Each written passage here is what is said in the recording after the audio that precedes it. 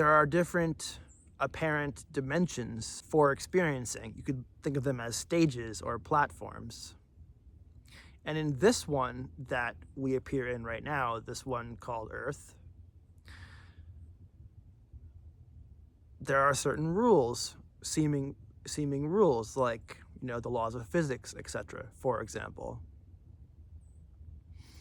And so you could think of the Matrix as an analogy here, the Matrix movie. In the Matrix, there are the laws of physics, and they function as such in the Matrix.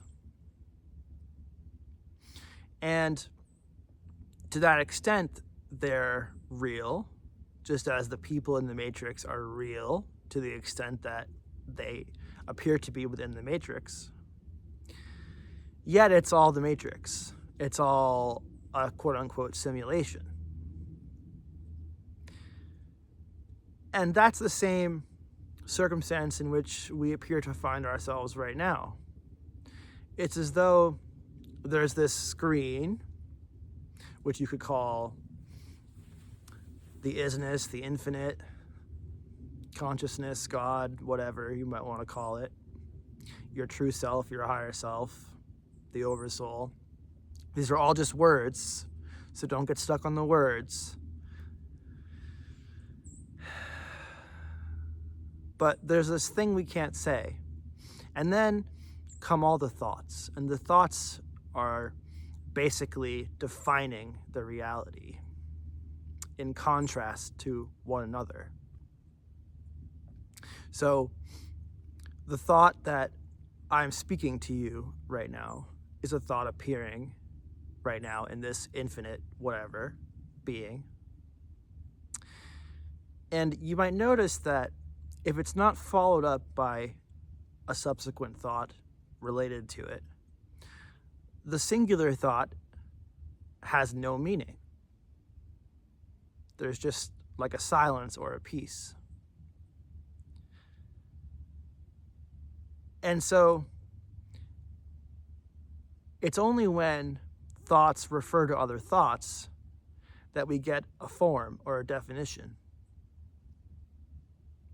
So we say, so for example, if I say this is a world, you could say, what does that mean? Well, that question, what does that mean, refers to what I just said, right? This is a world. And now I can say, well, it means there's a planet called Earth with trees on it, right? But that statement only means something if you follow it up with another statement, or another question, or another statement, or another thought about it, so to speak, the it being what was just said. So thoughts go in a loop, in other words. They have no foundational referent.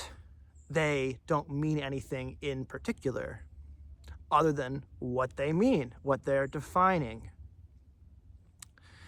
Just like speaking is a verb, it's an activity, defining is also an activity. And so there's the infinite, which is always constant, which doesn't move. And then there's the defining.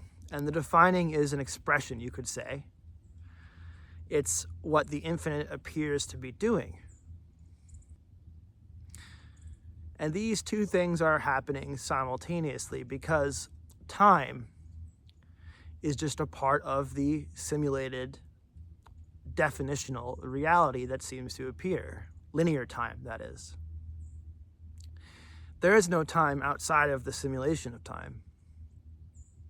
And the simulation appears simultaneous with the infinite background. It's like there's the screen, like a computer screen, and on that screen appear images, moving images, icons or videos, etc., YouTube.